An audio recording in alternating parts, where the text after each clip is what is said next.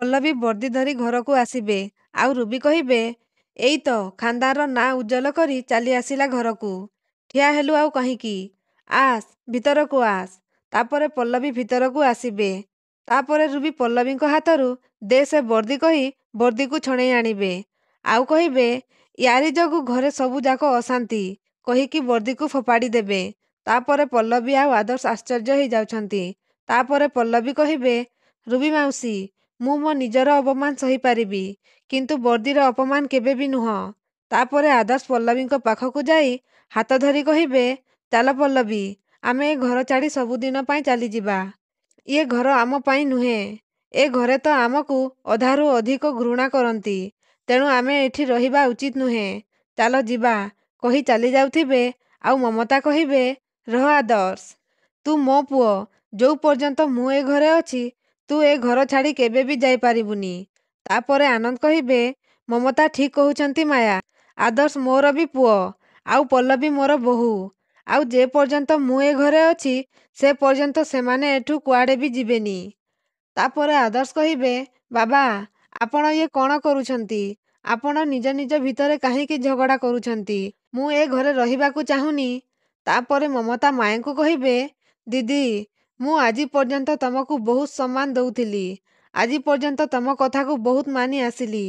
ତମକୁ ବହୁତ ସମ୍ମାନ ଦେଇ ଆସିଲି। କିନ୍ତୁ ତମେ ଆଦର୍ଶକୁ ବୁଝିପାରିଲନି। ତମରି ଆଖି ସାମ୍ନାରେ ରୁବି ଦିଦି ପଲ୍ଲବୀର ବର୍ଦ୍ଦିକୁ ଅପମାନ କଲେ। ତାପରେ ବି ତମକୁ ସେସବୁ କିଛି ବି ଫରକ ପଡ଼ିଲାନି। ତମେ କୋଉ ଧରଣର ମା ଦିଦି, ଯେ ଆଜି ପର୍ଯ୍ୟନ୍ତ ପୁଅର ମନ କଥାକୁ ବୁଝିପାରିଲନି? ଆଜି ତମେ ମୋତେ କହିବା ପାଇଁ ବାଧ୍ୟ କରିଦେଲ ଦିଦି।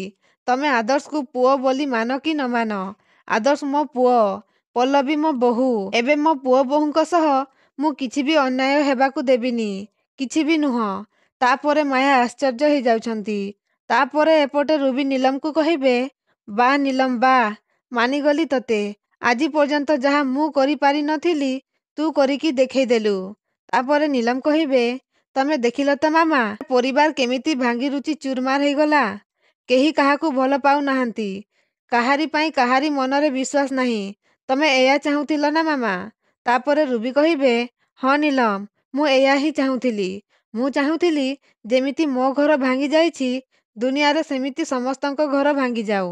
ତାପରେ ନୀଲମ କହିବେ, ବାସ୍, ଇଏ ଭଙ୍ଗା ଘରେ ଆମେ ମା ଝିଅ 2 ଜଣ ଯାକ ମିଶି ଆମ ଶାସନ ଚଲେଇବା। ତାପରେ ରୁବି କହିବେ, ହଁ, ଆମ ଶାସନରେ ମୁଁ ଆଗେ ପ୍ରଥମେ ସେ ମମତା ଆଉ ବିନୋଦକୁ ଏ ଘରୁ ବାହାର କରିବି। ସେ ମମତା ମୋ ସାମ୍ନାରେ ମୋତେ ଜବାବ ଦଉଛି ନା, ତାକୁ ମୁଁ କେବେ ବି ଛାଡ଼ିବିନି। କେବେ ବି ନୁହଁ। ତାପରେ ନୀଲମ କହିବେ, ନାଇଁ ମାମା ନାଇଁ, ତମେ ଏବେ ପୁଣି ଥରେ ସେଇ ସେମ୍ ଭୁଲ କରିବାକୁ ଯାଉଛ। ଆମେ ମମତା ଆଣ୍ଟିଙ୍କୁ ଏ ଘରୁ ବାହାର ନ କରି ପ୍ରଥମେ ମାୟା ଆଣ୍ଟିଙ୍କୁ କୁଲ୍ ଡାଉନ୍ ହେବା ପାଇଁ ବୁଝେଇବା ଦରକାର। ଆଉ ତାପରେ ମମତା ଆଣ୍ଟିଙ୍କ ସାଇଡ୍ ନେଇ ତାଙ୍କୁ ସପୋର୍ଟ କରିବା ଦରକାର। ତାପରେ ରୁବି କହିବେ, କ'ଣ କହିଲୁ? ମମତାକୁ ସପୋର୍ଟ କରିବା ଆମେ? ତୁ ପାଗିଲି ହେଇ ଯାଇନୁ ତ? ତାପରେ ନୀଲମ କହିବେ, ମାମା, ବେଲୁନକୁ ଯେତେ ଫୁଙ୍କିବ ସିଏ ସେତେ ଫୁଲିବ। ଆଉ ଶେଷରେ ସିଏ ଢୋ କିନା ଫାଟିଯିବ। ଆଉ ଏବେ ଆମେ ମମତା ଆଣ୍ଟିଙ୍କ ପାଇଁ ଠିକ୍ ସେଇ ସିଚୁଏସନ୍ କ୍ରିଏଟ୍ କରେଇ ଦେବା। ଆମେ ତାଙ୍କୁ ସପୋର୍ଟ କରି କରି ଏମିତି ଗୋଟେ ଜାଗାରେ ଆଣି ଛିଡ଼ା କରିଦେବା ଯେ ସେ ବାଧ୍ୟ ହେବେ ତାଙ୍କ ପରିବାର ଧରି ଏ ଘର ଛାଡ଼ି ଚାଲିଯିବା ପାଇଁ। ତାପରେ ରୁବି କହିବେ, କିନ୍ତୁ ସେ ସମୟ ଆସିଲା ବେଳକୁ ମମତା ଯଦି ମାୟା କାନରେ ମନ୍ତ୍ର ଫୁଙ୍କି ଫୁଙ୍କି ତାକୁ ତା ହାତକୁ ନେଇଯାଏ ତାହେଲେ? ତାପରେ ନୀଲମ କହିବେ, ଆମେ ସେ ପର୍ଯ୍ୟନ୍ତ ତାଙ୍କୁ ଉଡ଼ିବାକୁ ଦେବାନି ମାମା। ମୋ ପାଖରେ ଗୋଟେ ଆଇଡିଆ ଅଛି। କାଲି ରାତିରେ ଯେତେବେଳେ ମୁଁ ମୋ ରୁମ୍କୁ ଫେରୁଥିଲି, ସେତେବେଳେ ଶୁଣିଲି। ତାପରେ ରିମଝିମ୍ ଗୌରବକୁ ଯାହା କହିଥିବେ ସେ ସବୁ କଥା କହିଦେବେ। ଆଉ କହିବେ, କିଛି ବୁଝିପାରିଲ ମାମା? ତାପରେ ରୁବି ମୁଣ୍ଡ ହଲେଇ ନାଇଁ କହିବେ। ତାପରେ ନୀଲମ କହିବେ, ଠିକ୍ ଅଛି, ମୁଁ ତମକୁ ବୁଝେଇଦେବି। ମମତା ଆଣ୍ଟି ଆଉ ତାଙ୍କ ପରିବାର ତ ଏ ଘରୁ ପରେ ଯିବେ। କିନ୍ତୁ ଭଗବାନ କରନ୍ତୁ ତା ପୂର୍ବରୁ ଆଦର୍ଶ ପଲ୍ଲବୀକୁ ଧରି ଏ ଘରୁ ବାହାରି ନ ଯାଉ। କାରଣ ଯଦି ସେମିତି ହୁଏ, ମାୟା ଆଣ୍ଟିଙ୍କୁ କଣ୍ଟ୍ରୋଲ କରିବା ଆମ ପାଇଁ ବହୁତ ମୁସ୍କିଲ ହେଇଯିବ। ତ ଦର୍ଶକ ବନ୍ଧୁ, ସତରେ କ'ଣ ଆଦର୍ଶ ଆଉ ପଲ୍ଲବୀ ଘର ଛାଡ଼ି ଚାଲିଯିବେ କି? ଆଉ ନୀଲମ ଆଉ ରୁବି ତାଙ୍କ ପ୍ଲାନରେ ସଫଳ ହେଇଯିବେ କି? ଆଗକୁ ଜାଣିବା ପାଇଁ ଆମ ଚ୍ୟାନେଲକୁ ସବସ୍କ୍ରାଇବ କରନ୍ତୁ।